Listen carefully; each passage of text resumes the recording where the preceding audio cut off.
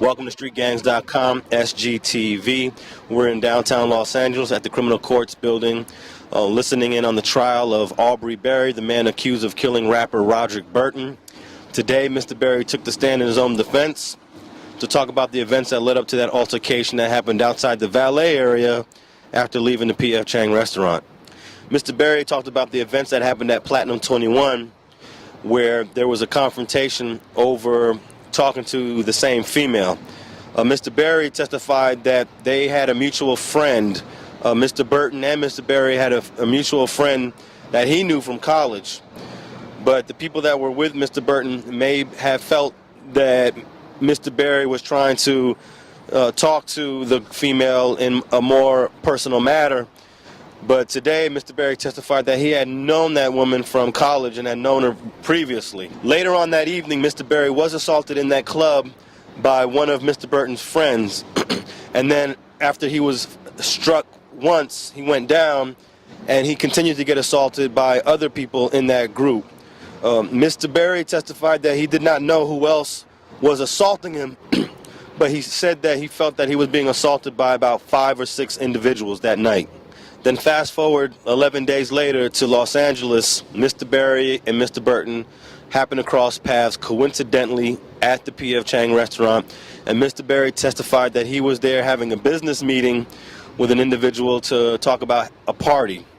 We heard testimony earlier that Mr. Burton and his friends were there just to have lunch, and when Mr. Berry went to the bathroom, he testified that on his way back from the bathroom to sit at his table, he saw Mr. Burton.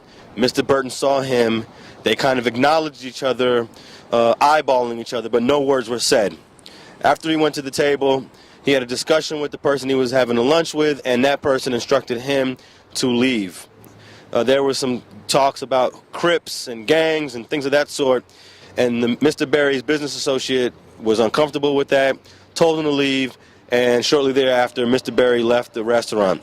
He testified that he walked over to the valet area and was waiting to get his car when he noticed that Mr. Burton and the 2 other men that were with him were coming out of the restaurant in his direction.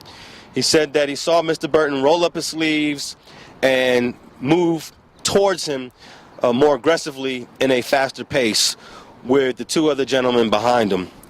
At some point, he testified that he felt cornered behind the valet desk after some words were exchanged about what's happening or what's happening cuz, and he testified that he felt threatened, and he said that he saw Mr. Burton reach behind him as if to pull out a weapon, and at that time he fired his weapon multiple times, striking Mr. Burton 4 times.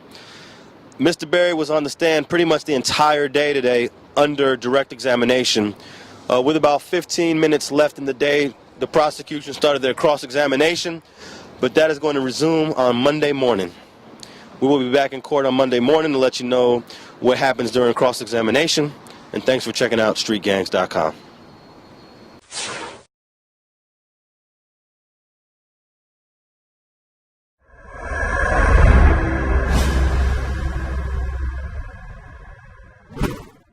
He hits Burton 4 times. We believe we know that 1 bullet entered the front bicep, and the 3 other bullets entered his backside, 2 in his back, 1 in his buttock. Those 3 on the backside are all through and through. They all entered and exited his body. The one in the front was more of a grazed, but it left about a very distinct abrasion to his left, or no, to his bicep. Now, the entry wound in the bicep gets a little interesting because there's been testimony to suggest that the way that the trajectory of the bullet that went through the bicep occurred had to be that the arm was extended in a back motion, meaning that perhaps he was reaching for a weapon as the defense is trying to argue. The prosecution suggested that perhaps he was ducking down, and while he's ducked down, his arm, perhaps both arms, extended back. At the time, Berry pulled the weapon out and started firing. The coroner could not say what order the bullets went into Mr. Burton's body, But a pathologist that the defense brought in today said with much certainty the first bullet had to be the bicep shot. Then Mr. Burton turned around, began to run, and then the other shots, the 3 shots, entered the back. But the pathologist also testified that the order of those 3 shots are not known. There's just no way to know. The coroner for the prosecution said that further that you don't really know if the shot in the bicep was first or if it came later. But that's going to be for the jury to decide if the bicep shot in the front was first and then the ones in the back came second. The coroner did testify that the bullet that entered mid-back, which would have been the second, that's identified as gunshot wound number 2 on the coroner's report, that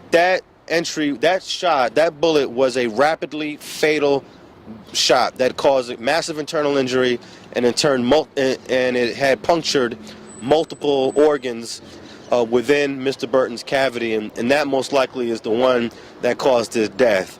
He also testified that the other bullet that entered the back was fatal but could have been treated with medical attention.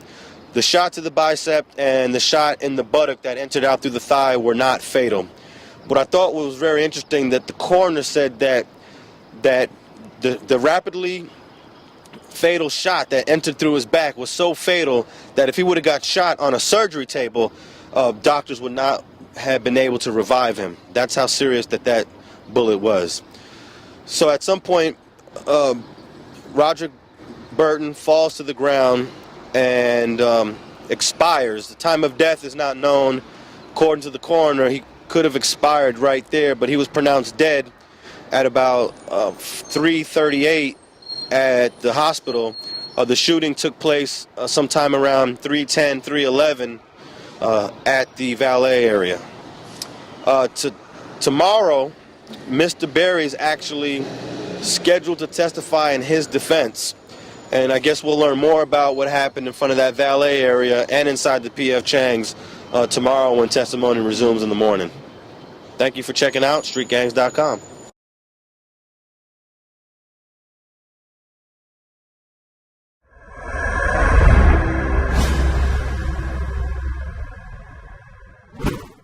Welcome to StreetGangs.com, SGTV. I'm in downtown Los Angeles at the Criminal Courts building where the people just rested in the case versus Aubrey Berry, the man that's accused of killing rapper Roderick Burton, also known as Dolla in the rap world and known as Buck to his friends, at the Beverly Center last year on May 18, 2009.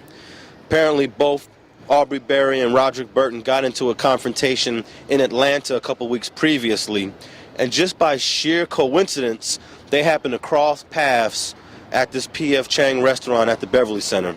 We heard testimony from both Roderick Burton's friends, Sadiq Abawi and Saria Silvers, and we heard testimony from Aubrey Berry's friend that he was eating with, Ali Darwish.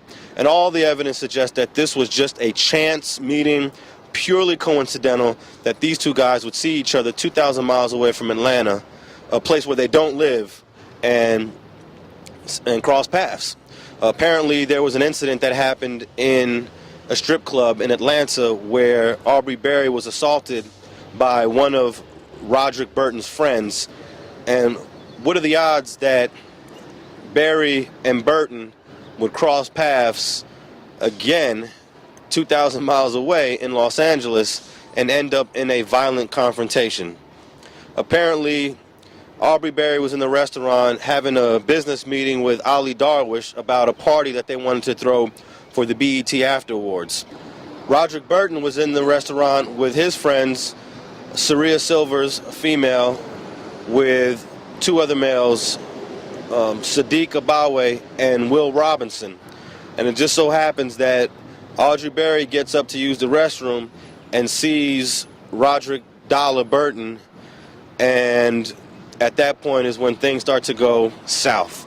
Berry returns to his table that he's having lunch with Mr. Darwish, tells Mr. Darwish that he sees an individual that he had a confrontation with in Atlanta, and that this guy is affiliated with Mansfield.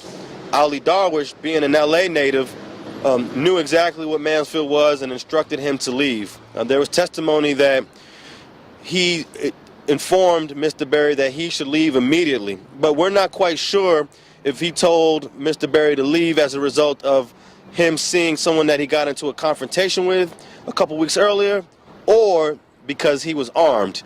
The prosecution showed that Mr. Darwish did know that Mr. Berry was armed, but we're not sure if he found out he was armed after he came back from the bathroom. Did he know he was armed all along? Or did he tell him to leave as a result of finding out that he was armed after he came back from the bathroom? We don't know. But we do know that Mr. Darwish told him to leave, and 10 minutes later, Mr. Berry leaves.